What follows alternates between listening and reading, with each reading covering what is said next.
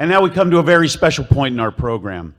This year, the GGRA wanted to institute a new award that will recognize the efforts and accomplishments of the returning citizens of our community. Russell Gray will be presenting this award on behalf of GGRA to its inaugural recipient. Russell, please come to the stage.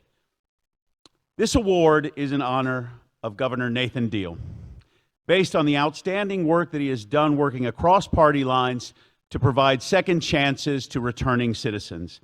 His initiatives created momentum for all of the organizations like GGRA who work in the area of reentry. In the future, this award will be given to a returning citizen who has made the most of his or her second chance. Today, we recognize the namesake of this award. It is my honor to present the Governor Nathan Deal Second Chance Award to Georgia's 82nd Governor, Nathan Deal. Let's welcome Nathan Deal to the stage.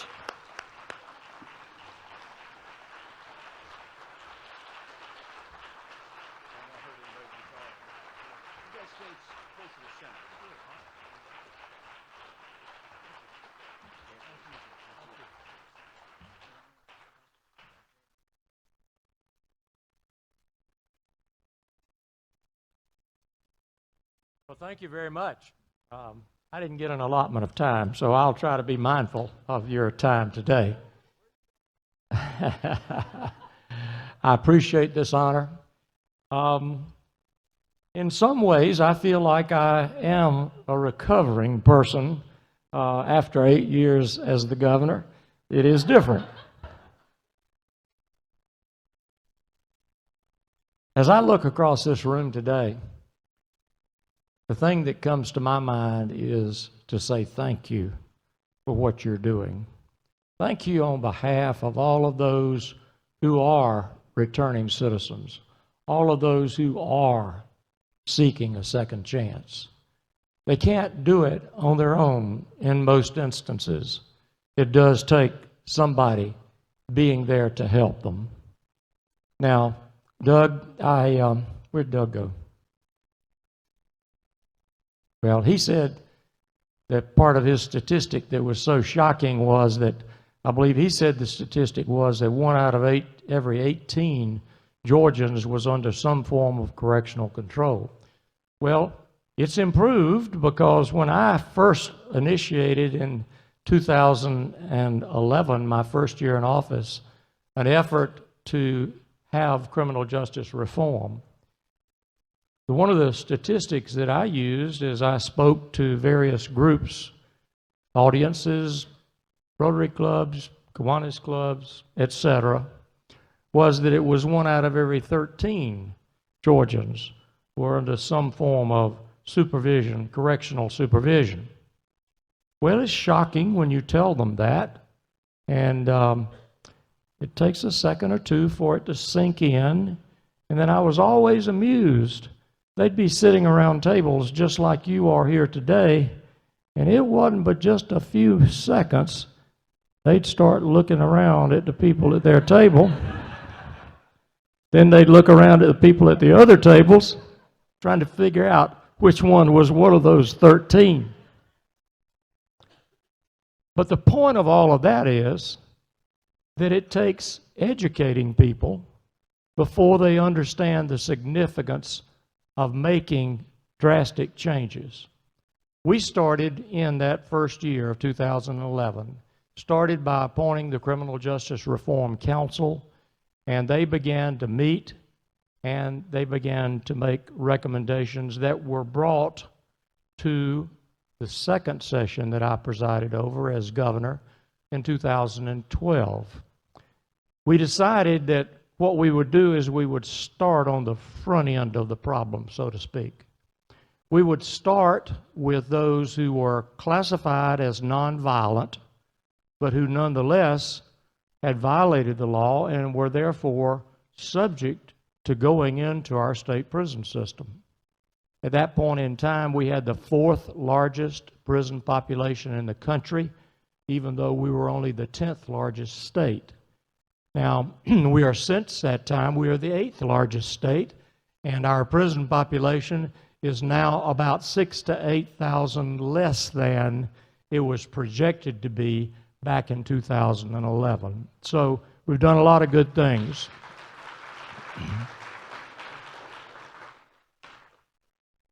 The first front end of it, and I'll be brief, was to deal with those people who truly needed a second chance.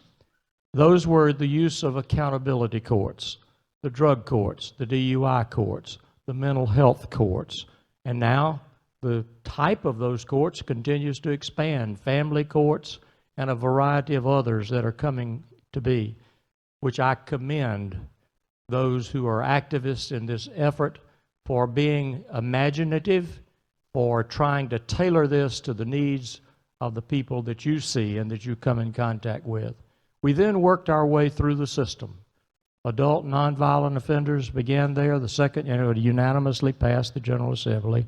Second year was the juvenile reforms. It unanimously passed the General Assembly. I jokingly say, I didn't think you could ever pass anything unanimously, not even a motion to adjourn. But they did.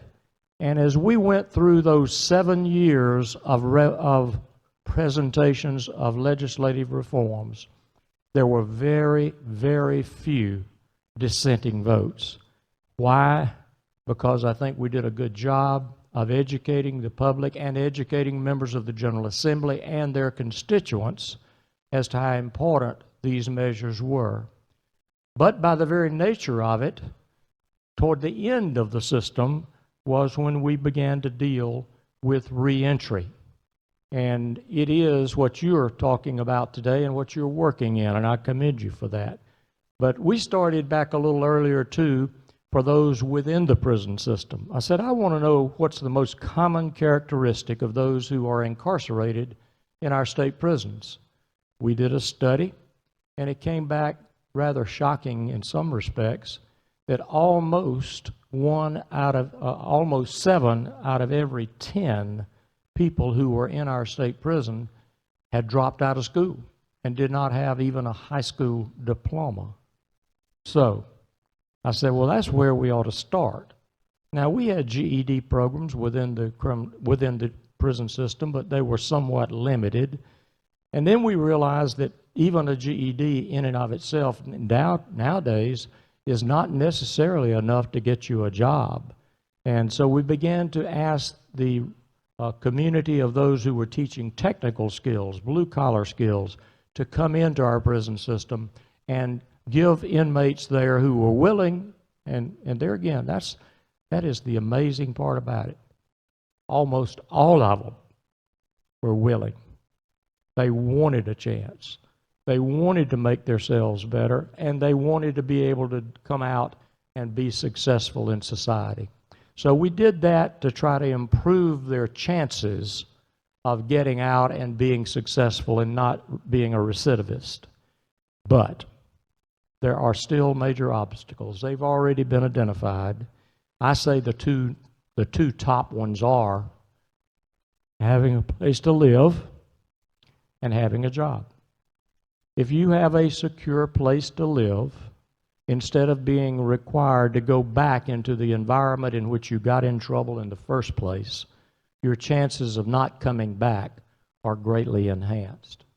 And then, of course, employment and the ability to not have a felony on your record is an important impediment with the employment opportunities, and the expungement movement is one that I think you will see continue to grow. I have been asked, and I've been serving on a national organization dealing with recommendations across the board on criminal justice reform, and one of those areas is in the area of expungement. And I think that there are certainly some things that can be done and perhaps almost should be done. And I thank Doug and his organization and the others of you who are trying to make that effort possible, because it is a tragedy to see someone who has really done everything they can to rehabilitate themselves, but when they fill out the application form for a job, we call it checking the box, that as soon as you check that box, have you ever been arrested or have you ever had a felony conviction, you don't much have a chance of getting past the human resources person for that particular place you're applying for a job. We set the example at the state level, and we abolished the check the box for state jobs. And many other municipalities and counties, some others have followed that example for their employment, for their people working for them at that governmental level, and I commend them for doing that. It is very difficult, however, to get it into the private sector, and probably the only way you will get this job opportunity to be opened up is in the area of expungement. Now, this national group I'm working with are dealing with, across the board, with a lot of different things and recommendations. One is in the area of mandatory minimum sentences, which is another real issue that needs to be dealt with. We dealt with it to begin with. We started dealing with it at the state level, but it is still one that has not been completely accomplished in terms of that. What it does is it restores the discretion back to the judge rather than the legislative mandate that no matter what you might think, Judge, this is the mandatory minimum that you must impose. So we're making a lot of progress. And as you go to the General Assembly this session, and it will begin next Monday, the big day Monday, you know. I have my first day of teaching up at the University of North Georgia. The General Assembly goes into session, and the national championship is going to be played that night. I mean, that's a... I can tell in what order you think that is important. But we are in a time when change can happen. I think for the longest time, the idea was that you couldn't even talk about changing when reforms within the criminal justice system, because if you're a politician, and of course to get those changes you had to be talking to people who were elected individuals, they were afraid that somebody was going to label them as being soft on crime. But with people like your sheriff here, who has taken the initiative on many of these kinds of programs, it takes that kind of sting away and that stigma away. And Burl Ellis, my friend, thank you for that very enlightening and encouraging statement. It took a lot of courage for you to do that, and I appreciate that fact, and keep working on it. There are a lot of injustices within the system, and we have to deal with them, but we have to deal with them slowly. I think, looking back, that one of the smartest things I did was to appoint that Criminal Justice Reform Council and take the issue incrementally. Had we asked the General Assembly to take every reform that was passed during the 7 years following the recommendations and try to ram them through in one legislative session, we would not have been successful. And one thing I have learned in politics is success breeds success. So when you make one reform and you can show the positive results of it, it makes it a whole lot easier for you to come with future reforms. And that's exactly what has played out in our state. But in conclusion, thank you for this honor. Thank you for so many of you who are so dedicated to the good cause. You know, there are a lot of good people who make mistakes.